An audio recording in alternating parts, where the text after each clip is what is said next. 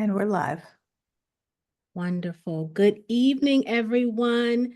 Welcome back to another amazing week with another amazing Black founder. My name is Tawana Rivers. This is the 10K Project, and we've been on vacation for the month of February, but we are back in March, coming out the gate very strong. I'm so excited to introduce you to Mr. Ramel Lee.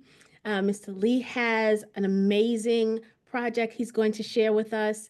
I really, really love this project. It's the first of its kind that we've had here. Many of you know early on when we started, people would always compare us to a fund, and we'd have to explain we're not a fund, we're just a group of investors that come together and invest in Black founders. We do it individually, right? And we make a decision individually. Um, Mr. Lee actually has an investment fund that he is opening up, and we have the opportunity to be a part of it. So I'm so excited to hear more about what he's doing. This campaign is on Vestor. You guys know we visited Vestor over the beginning of the year a couple of times, and some amazing deal flow. Vestor is a Black-owned portal. You guys know I love that. And she has some amazing deal flow going on right now. And Ramel is part of the founders that part of the group of founders that are raising on Vestor. So I am going to share my screen and just take you to the campaign page like we do so that I can show you how to navigate, right? So this campaign is raising $500,000. They have currently raised $20,000 from two investors. It's a form, the form C is out there. Ramel, this is I don't see your deal terms. Hold on, let me look. We see on the campaign page, there's some videos for you to play and listen. We see the pitch deck that Ramel's going to go over today, but it's there for you to pay attention to and rewatch. I want to get down to some specifics on the deal, just to kind of give some highlights. Couple slides down towards the end. Okay. And as you can see, I'm scrolling down, right? I want you to scroll and I want you to read everything, guys, when you're going through this. This is how you do your due diligence, right?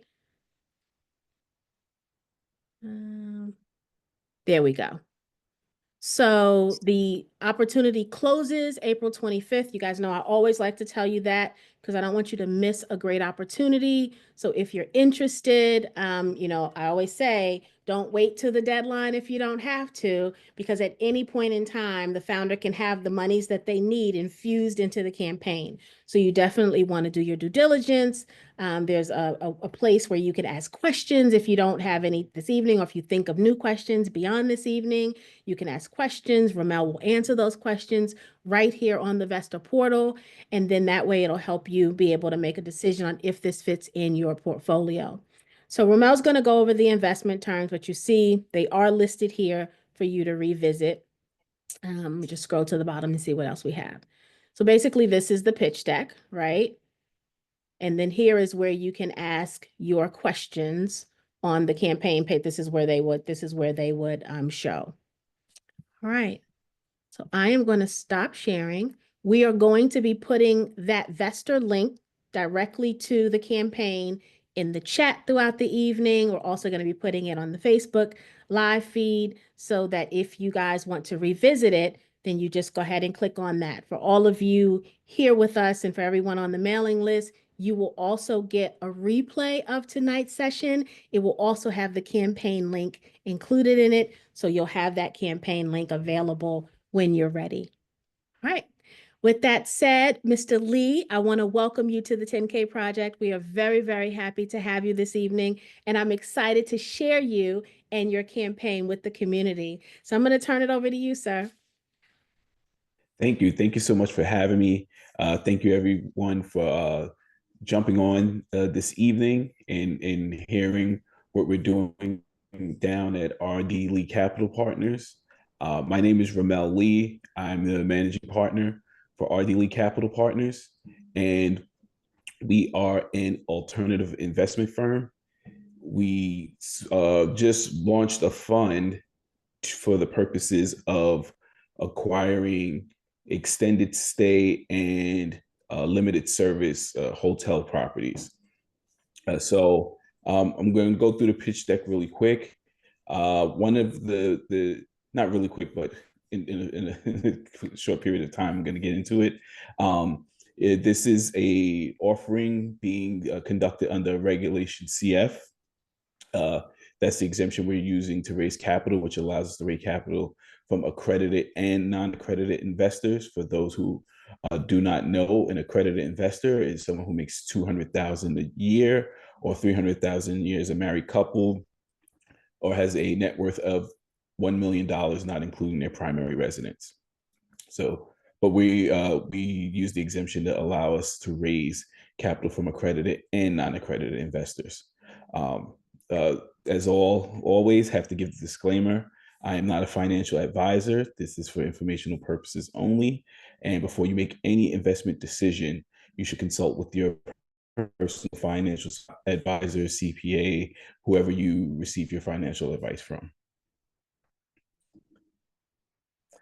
So, what some of the benefits of investing in the hotel asset class, in particularly in the fund? I'm sure you've probably seen people come with hotel deals specifically, and the uniqueness of having a fund is when capitalized first, it opens you for more options when you acquire the asset.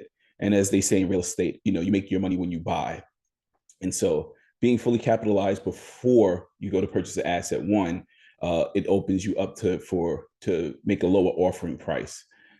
If you think about it yourself, if you were selling a business or a piece of real estate, if someone gives you a letter of interest saying that they want to purchase it for $5 million, but they're going to need 60 days to raise the capital, and you know that they might not raise the capital, or someone might come to you and say, we will give you 4.8 for it, and we're ready to go right now, you're more likely to take the 4.8 as long as it's still a profit. So that's one of the advantages that we have. Another advantage that we have with using a fund as opposed to uh, putting a letter of intent and then raising capital for a particular hotel deal is that we can go the non-traditional route for acquiring assets. We can approach people that are doing seller financing, who usually want you to have a higher loan to value ratio. We can acquire hotels on auction. Some people think that that's a bad thing, but it's really not. There are many companies, a lot of REITs, who have large portfolios of hotels and use many methods to dispose of them, with auctions being some of it, and you can get some great deals on auction. But if you're not capitalized to take advantage of that, then you can't even get involved with the auction. So we're looking to take advantage of being capitalized and getting the best deal possible.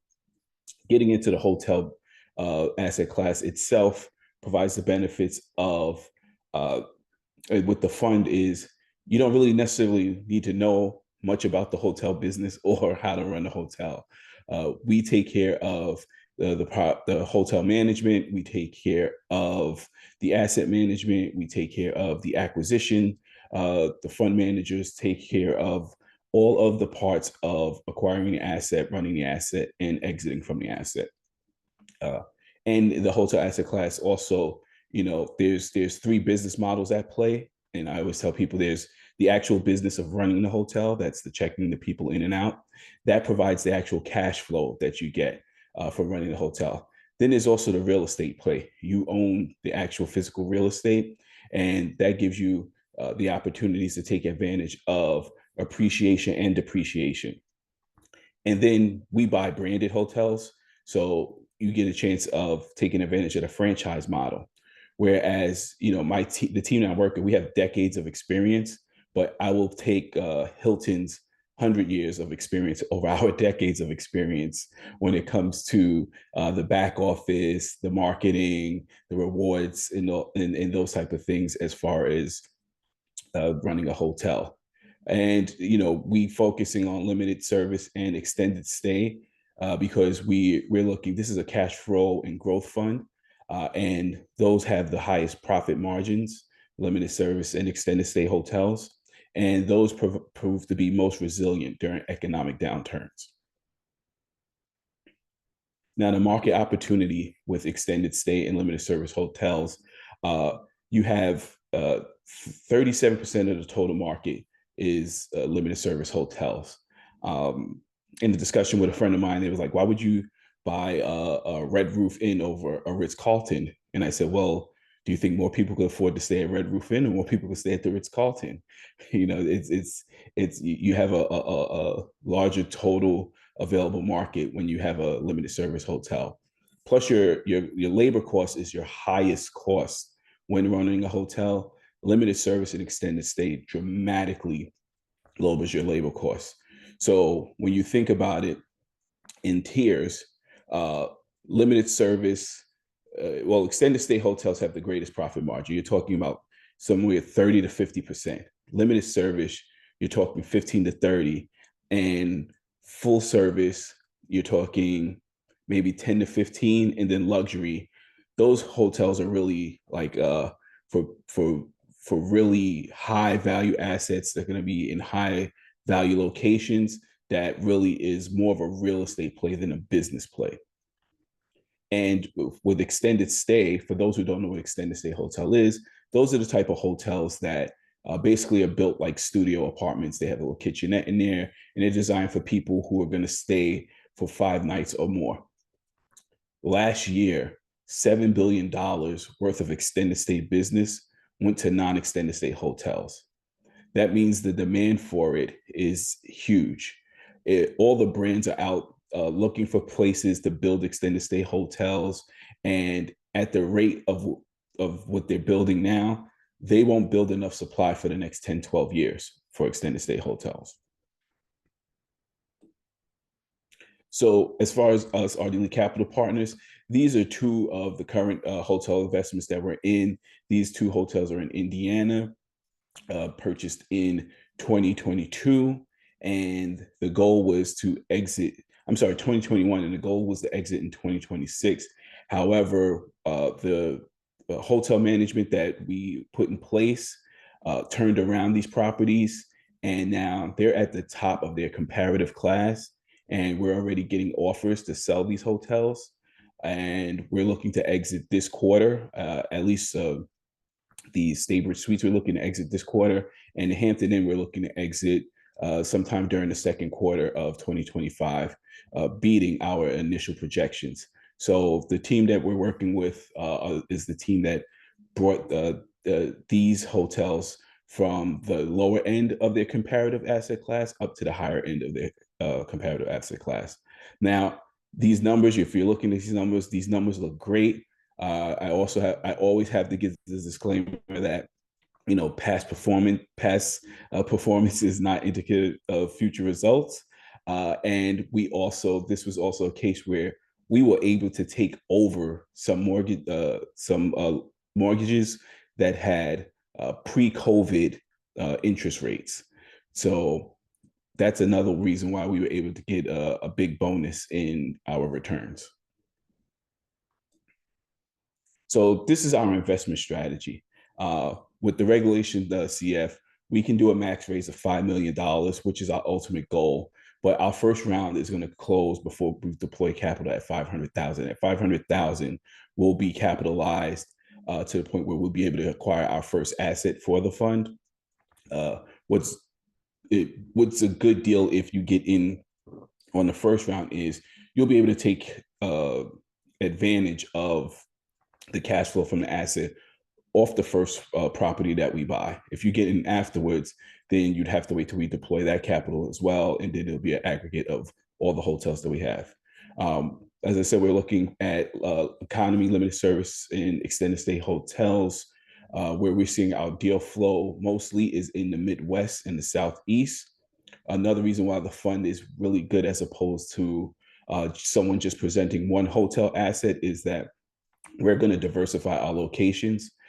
So rather than having just one hotel, let's say in the Southeast, and having a bad hurricane season wipe us out, we're looking to diversify our locations to have a hotel in the Southeast and a hotel in the Midwest, so that if there's a regional economic condition that disrupts some returns, it won't affect the entire investment. we'll have the whole another hotel in another region that shouldn't be affected by that regional issue. We're looking for uh, hotels with the financial metrics of 8% cap rate, achieving 3 to 5% NOI, net operating income growth annually, and a minimum debt service ratio of 1.25.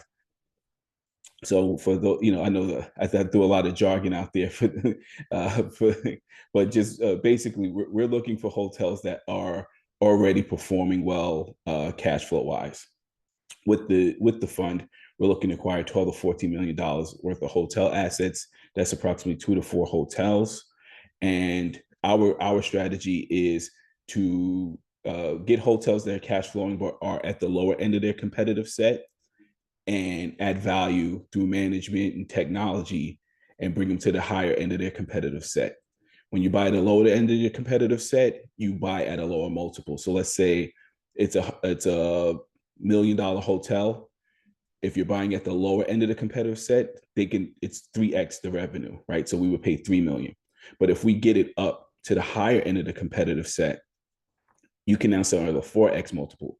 So not even increasing $1 of revenue, just making it a higher performing hotel, you can now sell it for $4 million after buying it for 3. So, for us, with our investment strategy, our due diligence is, we have our buy box. That's the investment strategy. We go through all the financials with a fine tooth comb, seeing any of that. When people go to sell, they try to add back all types of revenue to say that their hotel's making more money than the books actually show. So we're comparing profit and loss to tax to the actual reports that they're sending to the brands. Then we're doing an operational assessment, seeing how the hotel's actually being run, the staff, the management that's on the ground there. We do a market analysis to see, what demand generators are in the area. Is there more hotel supply online to pop up during the time we're going to be running the hotel? Because if they're adding hotels to the area, then that's going to hurt our bottom line. So we do that market analysis, and we do a risk assessment. We go through all the things that could possibly go wrong with that hotel in that area, and we come up with mitigation strategies to move forward with that deal. Or if we can't come up with mitigation strategies, we move on to another deal. Now, these are the people that we're collaborating with the RDL Hotel Fund. We have, like I said, with this group alone, you have over 50 years of hotel experience and over $3 billion worth of transactions, right? These people are top of line in their class, and they're the ones that help turn around the hotels in Indiana to bring them up to top performing in their competitive set. And these are the people that who are working with us on acquiring, analyzing, and negotiating the deals with the brands for the hotels that we acquire with this fund. So, all this sounds good. How we're actually what's our plan for actually operating the hotel to add the value and bring it to that higher competitive set? There's 2 things that people find most important in hotels. That's cleanliness and service. And having a top-notch hotel management company to work on that is is the plan.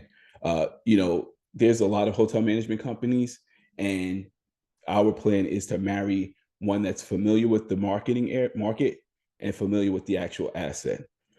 You can have someone who's running a Four Seasons in New York, and they're great, and you go to get them to run a Hampton Inn in Tulsa, Oklahoma, they'll fail miserably because they're used to having every available resource at their hands to make the customer happy, and vice versa, right? You could have someone who runs a Hampton Inn in Tulsa, Oklahoma, and you ask them to run a Hampton Inn in Miami, Florida.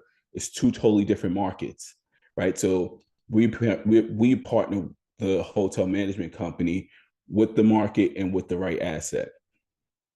Technology is a big thing now in the hotel business, providing a lot of convenience to the customer, and providing convenience to the customer also helps us on our bottom line. You now can employ technology where someone can check in, use their phone to check in, and as a room key to enter their hotel room without ever stopping at the front desk.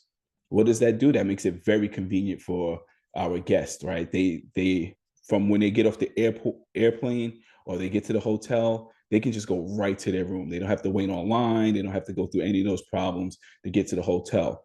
That's great for them. What's great for us, the more of our guests we can get utilizing that technology, the less we have to staff the front desk, which is less labor cost for us, which is more money in our pockets. And the best thing that I really love about hotels versus other forms of commercial real estate is the ability to dynamically price your product, right? A hotel is a perishable asset.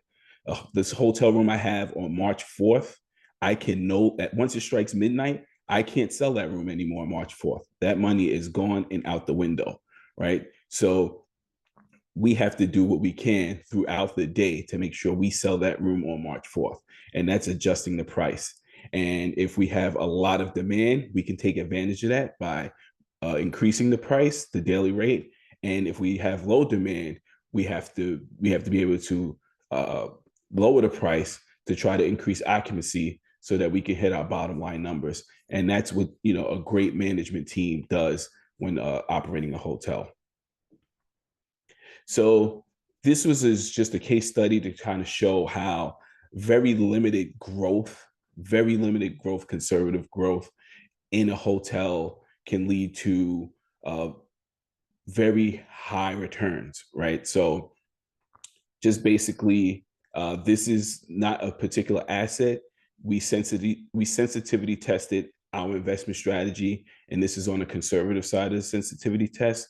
Basically, we're making the assumption that we're only charging $65 a night and only having a 2% increase year over year, right? That's actually less than the rate of inflation these days. And we're also sensitivity tested that we have 58% occupancy and only increasing it 1.5% per year. Basically, just saying, if we have a 100-room hotel, every year we're just on average, we're just renting out one more room every year, right? And so just based off those numbers, you see how the revenue increases, right? Just as the daily rate goes up just slightly at the rate of inflation, occupancy goes up as just one extra room per day throughout the year.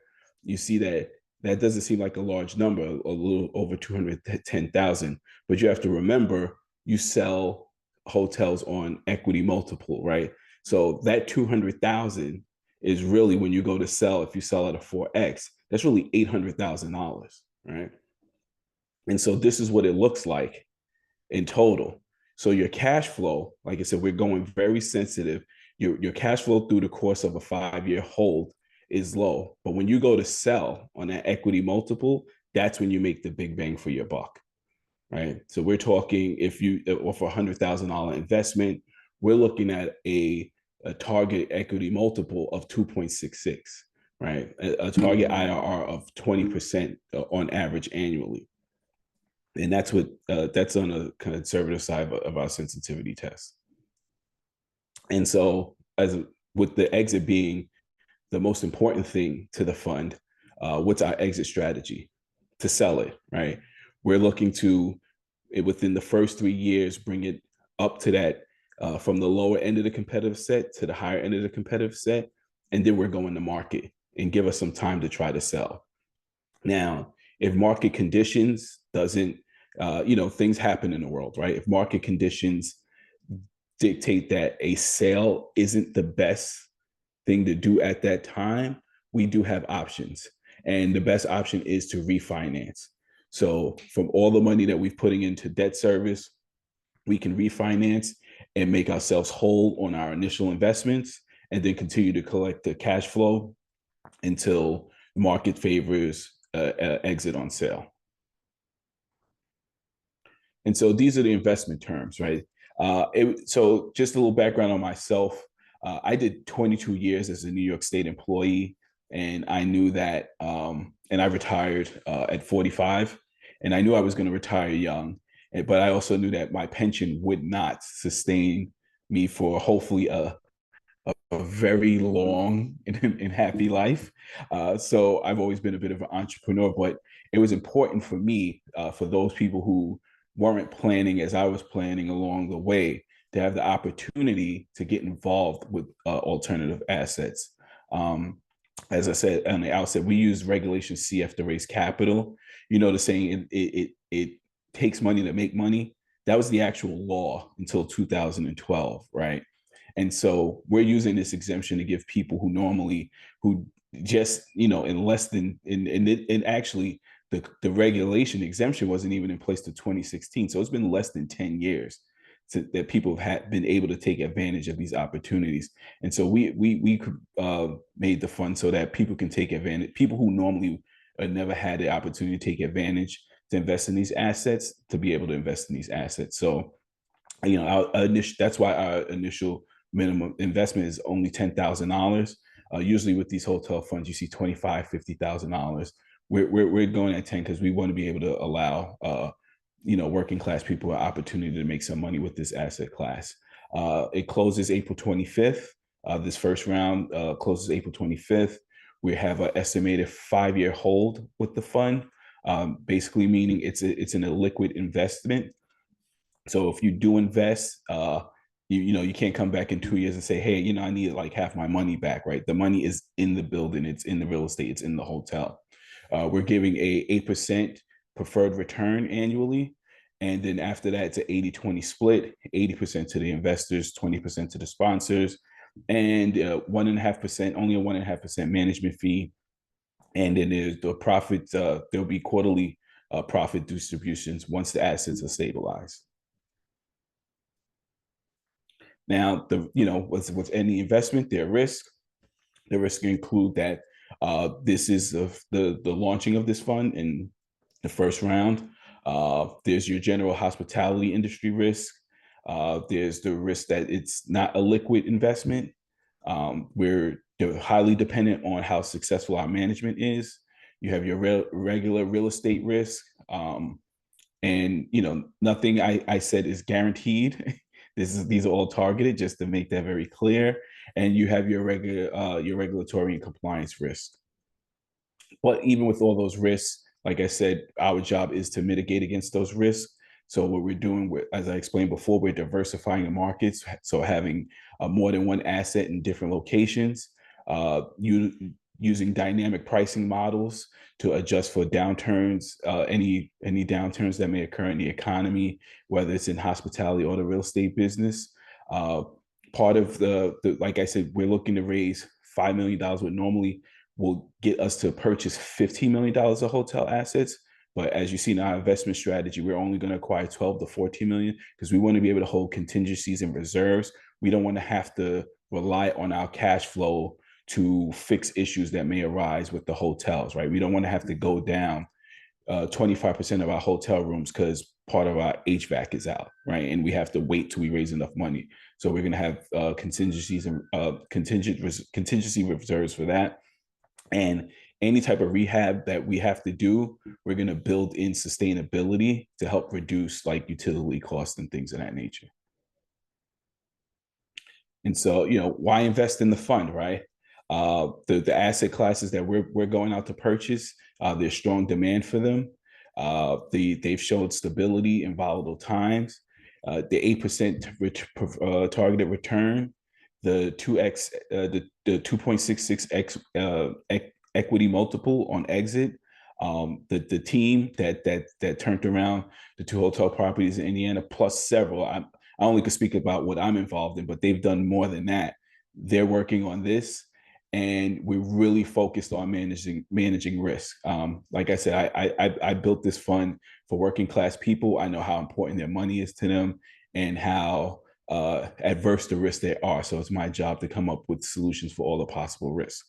So that's the reason to invest in the fund. And we do have some early investor incentives. If you reach out to me, I can provide that to you all. And thank you for having me today. And I'm available for any questions anyone may have. Wonderful, Ramel. Thank you so very much for that. For everyone watching, if you have any questions, please go ahead and put it in the Q&A. For those of you who are watching us via Facebook, go ahead and put it in the comments and we will read your question in a moment. But I get to go first. So Okay, I've got a few questions as well. Ramel, if you want to stop sharing so that we could be bigger on sure. the screen. Will do. All right. And you told us a little bit about your background, but Yes. I feel like there's a story in between I retired early and now I'm a fund manager. So, so let's talk about how you really got into this, working with this asset class and how did you go from just being an investor to now being a fund manager? So my story starts with me working for New York state of New York. I was actually a law enforcement officer, and I retired as an assistant chief. But during that time, I just always I've been an entrepreneur in spirit, probably even since a kid. And when I went back to school, got my master's degree in security management, I started my own security firm, and we still have that company, and that's been up and running for almost 10 years. When the pandemic struck, we were protecting office buildings. All the office buildings closed, so we had to make a quick pivot, and we pivoted to a logistics business. And so we partnered with Amazon. So, you see all those blue Amazon trucks, and those are run by privately owned companies. So we Mhm. had a route of with 34 vehicles, and during regular times and during the holidays, we were up to like 50 routes a day. And we hired over hundreds of employees, and we ran that business for 4 years, and we exited that successfully in June 2024.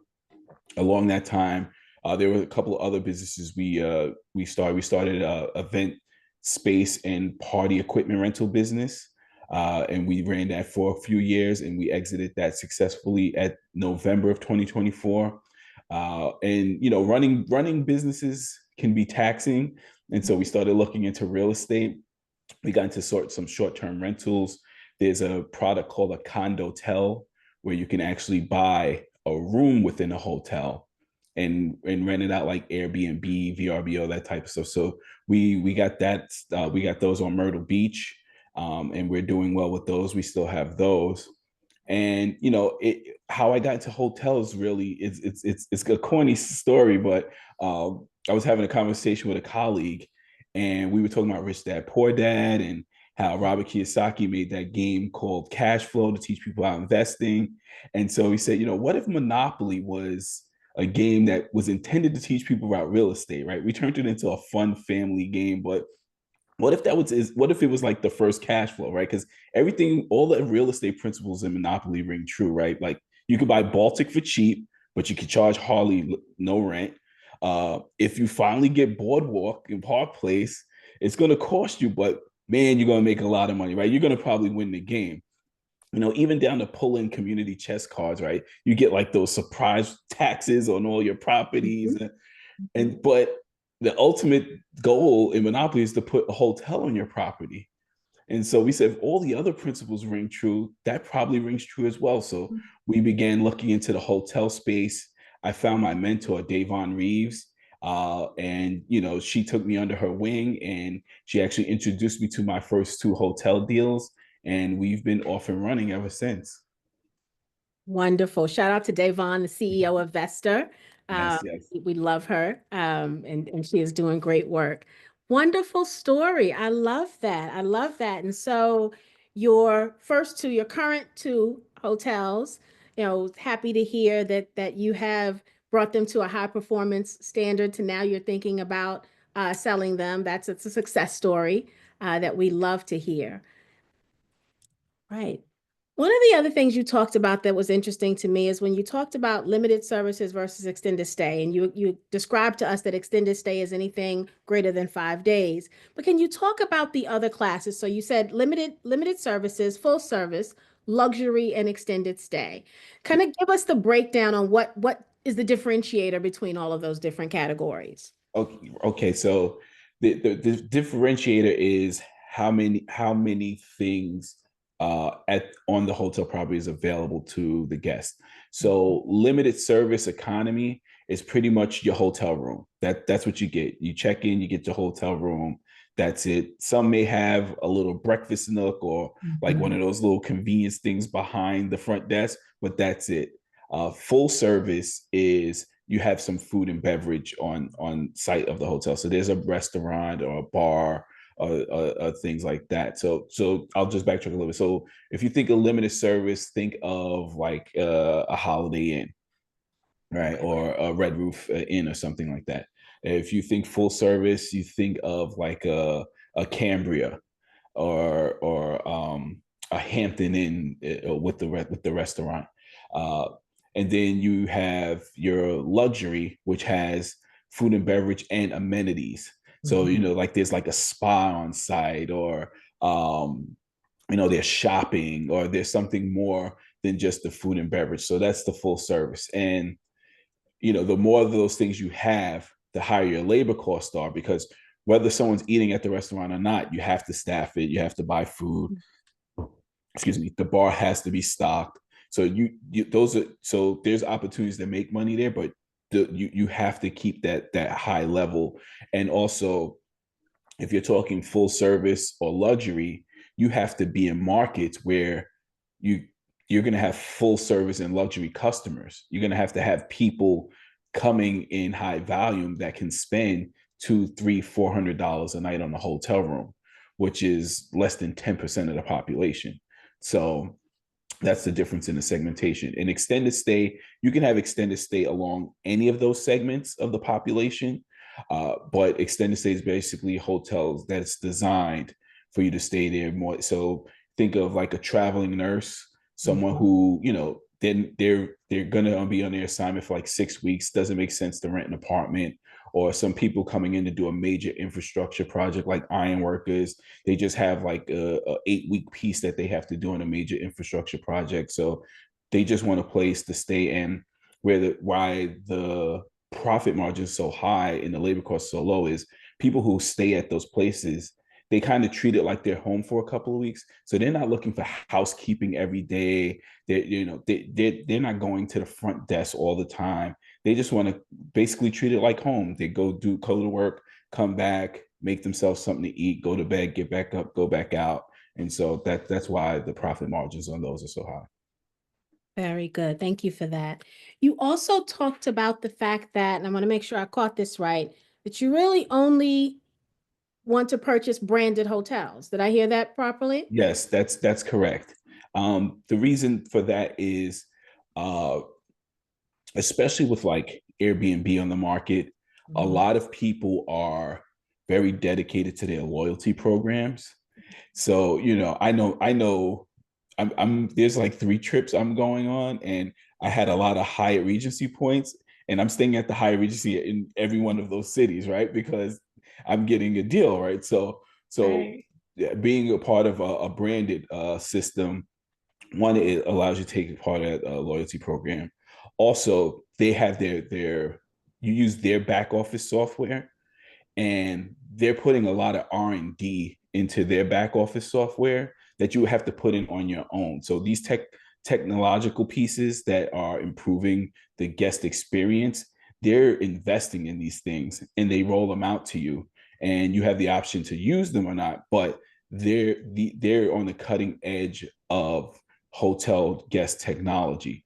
And and just that support of the network of a branded system, and the amount of knowledge that you'll get from the people in the branded network is I think, I'm not saying independent is wrong or anything's wrong with it. It's just that for what we're doing, what we're trying to accomplish with the fund, that's the way to go for us, is to have as much support as possible to get that hotel up to the top of that comparative set as quickly as possible. No, very good. Thank you for that. You know, we've invested in hotels as a community in the past, and I've got a few in my portfolio that were not branded, but then they moved to a brand and Right, had to incur the cost of transitioning everything over. So I love that you know where you want to be from the beginning, and right. you're buying the brand, and I imagine that you still may have to do some renovation to bring things Yes. up to make it high performing within that 3-year period. Is that correct? Yes, that's correct. So it's not necessarily bad to buy it independent and transition to a brand. And, with some of the relationships with the brand, if they want a presence in the area that you're in, they'll actually give you some money towards those renovations, which is a great thing, right? Um, and that's a value add play too, because if they're doing well as independent, if you add the notoriety of the brand and the loyalty programs and all those other things, that's a good value add to increase your revenue stream or with that same footprint, that same hotel footprint. Um, yeah, so it's not a bad play to do that. But also you can reposition. You Mhm. can buy a quality inn and turn it into a Fairfield inn. If it's Wyndham that wants a presence in the area, what we do is we start going out and say, hey, we brought a quality in, and but you start talking to other brands and say, I don't see any I don't see any Hilton products out here. Do Mhm. what do you guys how much is that worth to you? And Right. that goes towards the renovations and towards your bottom line as well. Very good. Very good. Thank you for that. In thinking back to your revenue projection slides, I very, very interested in hearing you talk very conservatively about just increasing the rate, um, one more room, right? One more Right. room to sell throughout the year. And I want to talk about that because when you typically look at occupancy rates from an investment standpoint, right? You want to see the 80 and 90%, right? You want Right. you want to see this place is jam-packed all the time, right? Right. But I want to talk a little bit more about your strategy, right? Because the numbers translate very nicely, right? With just Right. being conservative, with just adding one room. But what do you typically see? What do you? And I know we've got to be conservative from an Right. investment standpoint, right? Because there are no promises made here, right? It's all risky. I Right. get that.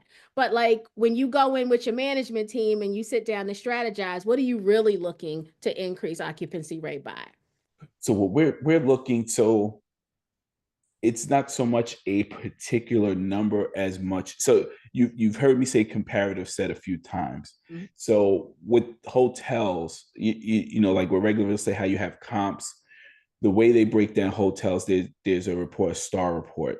And in the star report, it'll take similar like hotels in the same segment. So like all limited service hotels in the area, and they'll put them in groups of seven.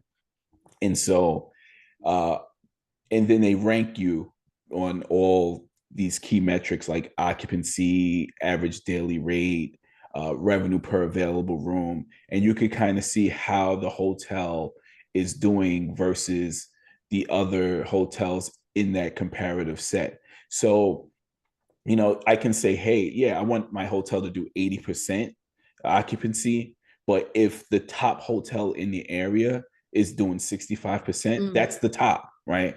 So that's our goal is 65, 66%, right? That's Right. our goal is to get to the top of that comparative set. So, and it's all really relative because if none of the hotels in the area are doing 80% occupancy, it's reflected in the revenue and reflected in what you're paying for it, right? So you might have areas where the top occupancy is 56%, and you're like, no, hardly anyone's there. But the revenue, what you pay for it, is built into the fact that the most you're going to get is 56% of the people here. And so that's kind of how we look at it. So I know it's like that's one of those it depends answers, But but but that's no, no, but it was a that's great answer. yeah, No, but no, that's really how it works. You look at the comparative set and see, all right, can we take what we have? So and what we look for is like, so let's say the top occupancy is 65%. We want to get the hotel that's like at 55%, right? Because we can get Mhm. it fairly cheaper than anything else in that comparative set. And then we work to get it to that Right. 65%. Nope, it makes perfect sense. That the it depends Right. makes sense in this situation. Very, very good. What are some of the biggest challenges that you foresee with the fund, or just having a larger portfolio of hotels? Just what are some challenges you are already thinking about mitigating? So the biggest challenge, or I would say just biggest concern in general, is the global economy outlook. That's the biggest thing that we're looking at. Just recently, it's been made a big story about Warren Buffett just basically liquidating his stock holdings, right? Right. So that's like that may appear to be a bad sign of the global economy to come, but generally, real estate and stock market kind of work inversely sometimes. So if people are pulling their money, they're not going to stop investing, right? They're just not going to invest as heavily into the stock market. So they start to invest in real estate. And so if we're in before the people start running, now our properties become more valuable because that's the investment play. That's the play to make. So those are the type of things that we're kind of like the actual running of the hotels, the finding the deals. We're very confident in what we can do. We're looking at deals that like people, we're getting deals in front of us hourly, right? And so we're actually having, and with the higher interest rates, there are not that many players in the game right now. So we almost have like our pick of the litter right now. But the things that keep me up at night is what will the global economic outlook be in the next couple of years? Very good. I was having that same exact conversation earlier this afternoon regarding the stock market and the fact that now is the time to get into alternative investment strategies. Right, It's absolutely, somebody was saying, I'm just going to start stacking my coins. I'm not going to invest. And I was like, wrong answer. Right. right. It's like, no, You you just got to find actually a new should. investment. You just Yeah, got to find a new asset class. That was yeah, exactly what we talked about. Yeah. yeah. Very So good. I want to talk a little bit before we go to the community for questions. Please put your questions in the Q&A, guys. I know you got some questions. Don't be shy. Um, I wanted to talk about the minimum, the $10,000 minimum investment. For some, um, that may be a high number. And I always like to really realistically have a conversation because we're everyday people here at the 10K Project, right? And I always want to encourage the community and remind them of the power of group economics, right? yes, And the fact that, 10,000 may seem like a large number for one person. But then when you get the cousins together and everybody's got two or 2,500, right? Or one's got 1,500 and the other one's got, right? And you come together to make it happen. And if you do that enough times, you end up with the multi-million-dollar portfolios, right? It's yes, just a matter of coming together. Sometimes we'll have people say, well, I don't have family, it's just me. You've got friends. We have put deals together here at the 10K Project because we're a like-minded group of people, right? We have had people come here and create LLCs and go into business together, simply because it was a great opportunity and this was the only family they had, right? And so I want to remind people of that reality and of those options when you look at the minimum and not think, oh, there's no way I can do it. That's when you start thinking, how can I creatively do it? Who do I know that's been looking for an opportunity, right? And it doesn't have to always be equal numbers, right? Four people at 2,500. You could get creative, right? Somebody may have five, and then you split the other five with two or three other four, five other people, right? Whatever the case is. But I want people to look outside of what you think is the norm, because we got to do things different if we want different outcomes, right? And so we've got to think outside the box sometimes. You want to add anything to that? yeah, definitely. I mean, this whole me doing the fund uh, is for me an exercise in cooperative economics, right? So like, I gave kind of my resume a bit. I've done, I'll be honest, I've done well for myself. And if I wanted to go out and buy another hotel without anyone, I could go do it right now. But what I'm really looking to do is one, I'm sure you've heard heard it a million times here that out of the 66,000 hotels, less than 2% are Black owned, right? And so it wasn't always like that, right? Mhm. And then when you look at it, 60% of the hotels are owned by Indians, Southeast Asian Indians. And I think they're a third of our population in the country, right? So that, and just being in the industry and being around them, I'm saying to myself, this is something that we can do. I had a discussion with a friend of mine, and he actually put me in my place because I was saying something along the lines of, "Oh, we don't ever get together. We don't." And then he says, "That's not true." He says, "How many of our parents have been in a susu?" I was like, he said, he said, "Susu is you just giving your money in the pot and waiting for your hand." He said, "Well," he said, "the only piece that we're missing is when you get your hand to invest in something, right? That way you always have money to put back into the susu." And if everyone does that, that's what other communities do. And so that's what this fund really represented to me, is a vehicle for us to participate in some cooperative economics. Uh and I've been running around, especially since the election, telling people no one's coming to save us, right? So we have to be on board with saving each other. So that's it. Yeah, that's it. No, very, very good. And thank you for that reminder, right? Especially I think in the climate that we currently are in, we are seeing every day no one is going to save us. We Yeah. have to save ourselves. And the only way I know how to do that is to come together and use group economics to advance. It's proven. We've proven it here time and time again at the 10K project, and we're not special, right? We've proven it because it's the reality. We absolutely can work together. We absolutely can do business with one another. And all of the lies that we've been told over centuries and centuries that we can't come together, don't believe it, right? We have people in this community coming together every single day, and you see their advancement as a result of that. Yes, yes. Right. We've got a question from Rain. Rain says, I may have missed in the slides, but when do you expect asset stability for the profit distribution to begin? So the way what we're looking at normally is no more than 2 quarters.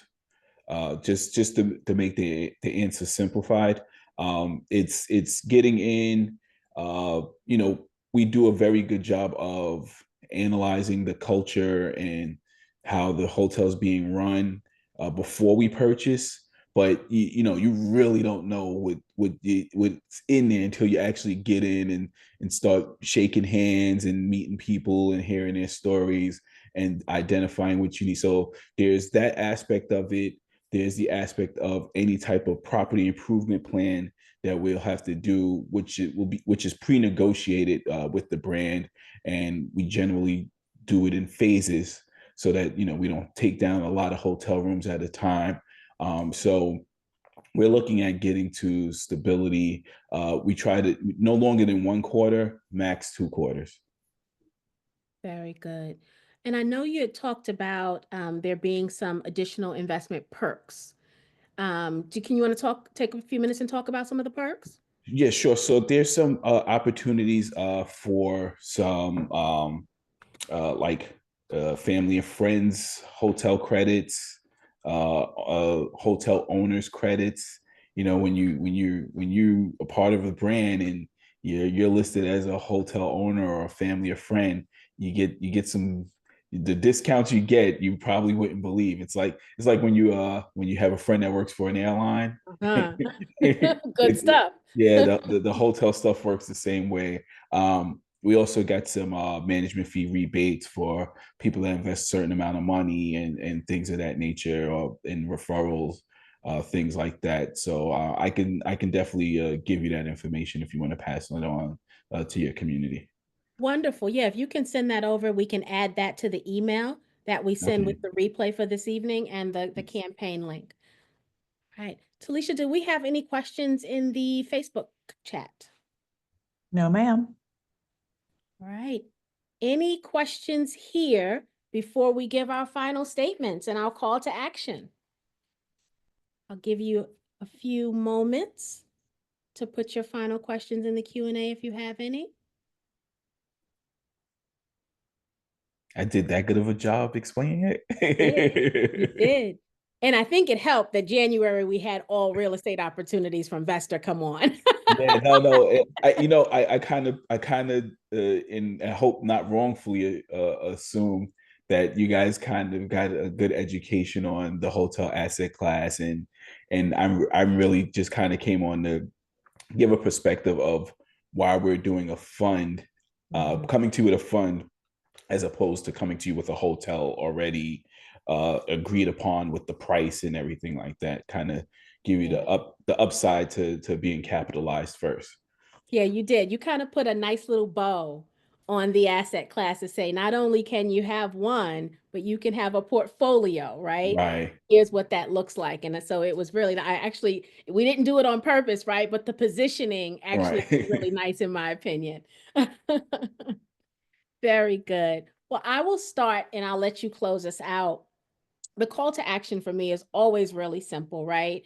We are a community of investors. We are trying to build wealth for ourselves and for generations. And so, and we intentionally do that by investing in Black founders. Many of our founders are in real estate. Some recently have been in hotels as an asset class, but never have we been a part of a fund. And there are, as we've heard, very unique components of being in a fund than just having one property. And so I love this opportunity not only because there are projections of a 2.66 right return or multiple. I love it for the revenue projection reasons, but I also love that it is an opportunity for people to not only enter a new asset class, but to do it and be exposed at a level that is greater than just having one property. So my call to action is if you are interested, um, do your due diligence. I'm never going to tell you anything other than that, right? And we've got a lot of information on how to do your due diligence in the Knowledge Center. We also have you could look at Ramel's presentation that's listed Investor and really look into it. You can do research on the industry of hotel buying, right? You can do research on projections on where the industry is going and how well hotels will fare over the next 5 years, right? Using 5 years as a number is a good number since there's a 5-year hold on this deal. There's so much you could do to do your due diligence. But I want you, if you are interested, to act, right? We will not get further in this lifetime unless we do the work behind the desire. And so we've got to act. I also want to say, do not forget about the group economic component. I know that for some, the $10,000 lift may feel heavy, but there are people here that may be interested. There are people in your lives that may be interested. More than anything else I just said, what do I want you guys to do? Share, share, share. Share the heck out of this campaign link. So we've been putting it in the chat throughout the evening. It's going to be in the email you get. We have it in the Facebook stream. Take that campaign link and share it with all of your friends, your family. I don't care if you share it with people you don't like, right? We need as many eyes on this campaign as possible so that Ramel can reach his goal of his first phase at the 500K, right?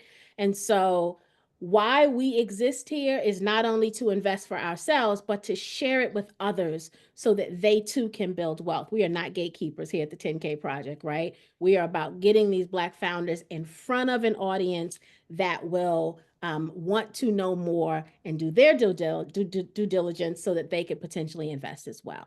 So those are the call to actions I have for you. It's no different than what I say to you every single week. And so you understand the assignment. And we thank you very much for being here and listening. And thank you in advance for sharing the link. Ramel, how do you want to close us out this evening, sir?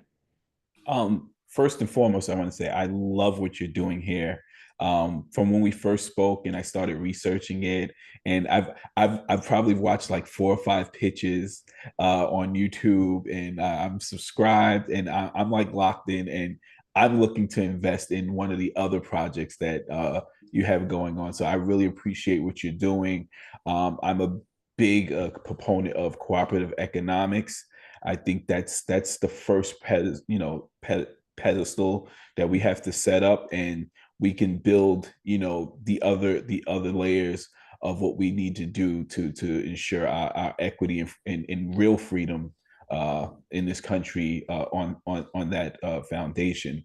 Um, as far as with the fund, I know some people probably asking, what am I going to do with 500,000?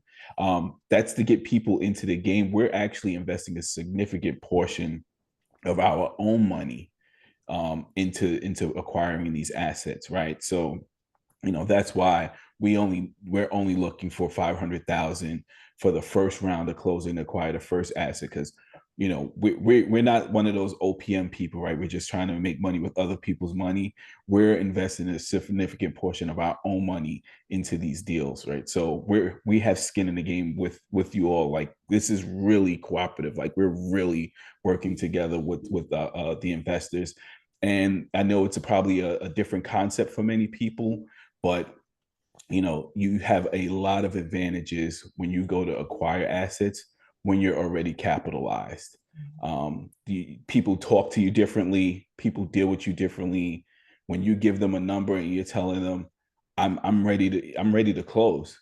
That negotiation power, and like they say, you make the money when you buy it.